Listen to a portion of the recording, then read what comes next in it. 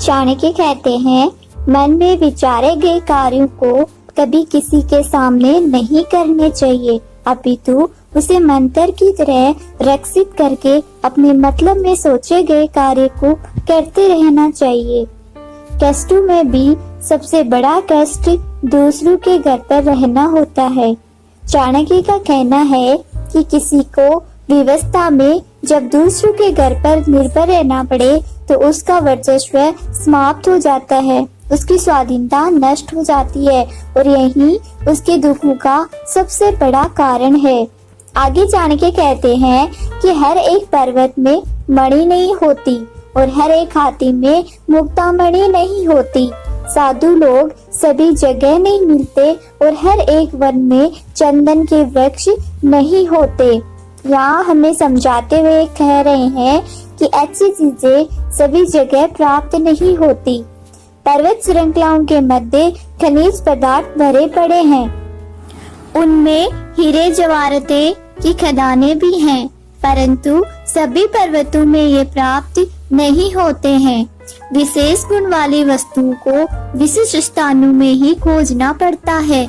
बुद्धिमान लोगों का कर्तव्य होता है कि वे अपनी संतान को अच्छे कार्य व्यापन में लगाएं, क्योंकि नीति के जानकार व सभ्य व्यवहार वाले व्यक्ति ही कुल में सम्मानित होते हैं। आचार्य चाणक्य कहते हैं कि एक श्लोक आधा श्लोक, श्लोक का एक चरण उसका आधा अथवा एक अक्षर ही सही या आधा अक्षर प्रतिदिन जरूर पढ़ना चाहिए। कहने का अर्थ है कि शिक्षा से ही लोक व्यवहार का रहस्य प्रकट होता है, इसीलिए हमें हमेशा पढ़ते रहना चाहिए। स्त्री का वियोग, अपने लोगों से अनाचार, कर्ज का बंधन, दुष्ट राजा की सेवा, दरिद्रता और अपने प्रतिकूल स्वभाव, ये सभी अग्नि ना होते हुए भी शरीर को जलाकर राख कर देते हैं।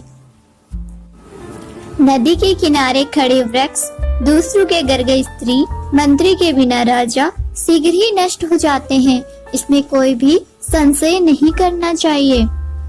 तीसरे अध्याय में श्री चाणक्य कहते हैं कि दोष किसके कुल में नहीं है, ऐसा कौन है जिसे दुख ने नहीं सताया। अवगुण किसे नहीं है, सदैव सुखी कौन रहता है। यह संसार दुखों का सागर है। इस संसार में एक भी ऐसा व्यक्ति नहीं है जिसे दुख ना हो। सभी व्यक्तियों में कुछ न कुछ दुख एवं अवगुण अथवा कुछ न कुछ बुरी आदतें पाई जाती है। इस संसार में एक भी ऐसा व्यक्ति नहीं है जो सदैव सुखी रहता हो। हर इंसान को किसी न किसी तरह के दुखों का सामना, संकटों का, रोगों का सामना करना ही पड़ता है। दुख और सुख तो साथ साथ लगे रहते हैं, जैसे दिन और रात। आगे श्री चाणक्य कहते हैं कि मनुष्य का चरित्र उसके खानदान को बताता है। भाषण अर्थात उसकी बोली से उसके देश का पता चलता है। विशेष आदर सत्कार से उसके प्रेम भाव का तथा उसके शरीर से उसके भोजन का पता चलता है। चाणक्य समझाते हैं कि मूर्ख व्यक्ति से हमेशा बचना चाहिए। वह प्रत्येक में दो पैरों वाला पशु है। जिस प्रकार बिना आंखें वाले अर्थात अंधे व्यक्ति को कांटे बेधते हैं, उसी प्रकार मूर्ख व्यक्ति अपने कटु व अज्ञान से भरे हुए वचनों से हमें बेधता रहता है।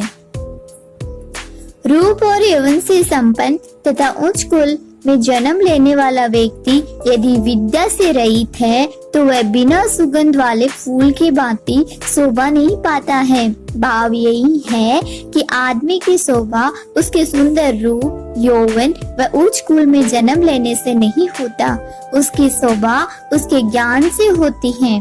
कोयल की शोभा उसके स्वर में है, स्त्रियों की शोभा उनके पतिव्रत धर्म में है। गुरु व्यक्ति की शोभा उनके ज्ञान में होती है और तपस्वियों की शोभा उनके क्षमा में है। यदि किसी एक व्यक्ति के त्यागने से पूरे कुल की रक्षा होती है तो उस एक व्यक्ति को छोड़ देना चाहिए। पूरे गांव की भलाई के लिए कुल को तथा देश की भलाई के लिए एक गांव को और अपने आत्म सम्मान की रक्षा के लिए सारी पृथ्वी को छोड़ देना चाहिए। आगे श्री चाणक्य कहते हैं कि उद्योग धंधा करने पर निर्धनता कभी नहीं रहती। प्रभु का नाम जपने पर पाप नष्ट हो जाते हैं। चुप रहने अर्थात सहनशीलता रखने पर लड़ाई झगड़े नहीं होते हैं। जो जागता रहता है अर्थात सदैव सजग रहता है उसे कभी भी किसी भी चीज का भय नहीं सताता है। आगे जाने के समझाते हैं कि अति सुंदर होने के कारण सीता का हरण हुआ, अत्यंत अहंकार के कारण रावण का वध हुआ, अत्यधिक दान के कारण राजा बलि बांधा गया अर्थात सभी के लिए अति ठीक नहीं होती। इसीलिए हमें किसी भी चीज में अति नहीं करनी चाहिए। हर चीज की एक सीमा होती है, मर्यादा होती है। सीमा से बाहर जाने पर प्राय नुकसान ही होता है। अतः इन चीजों का हमें ध्यान रखना चाहिए। आगे बताते हैं कि एक ही सुगंधित फूल वाले वृक्ष से जिस प्रकार सारा वन सुगंधित हो जाता है उसी प्रकार एक सुपुत्र से सारा कुल शोभित हो जाता है। अच्छे गुण सभी जगह प्रशंसनीय होते हैं। आगे कहते हैं कि आग से जलते हुए सूखे वृक्ष से सारा वन जल जाता है, जैसा कि एक कुपुत्र से सारे कुल का नाश हो जाता है। कुल का विनाश करने के लिए एक ही कुपुत्र काफी होता है।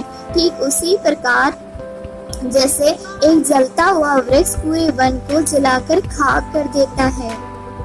आगे समझाते हैं कि पुत्र से 5 वर्ष तक प्यार करना चाहिए, उसके बाद 10 वर्ष तक उसे दंड आदि देते हुए अच्छे कार्यों की ओर लगाना चाहिए।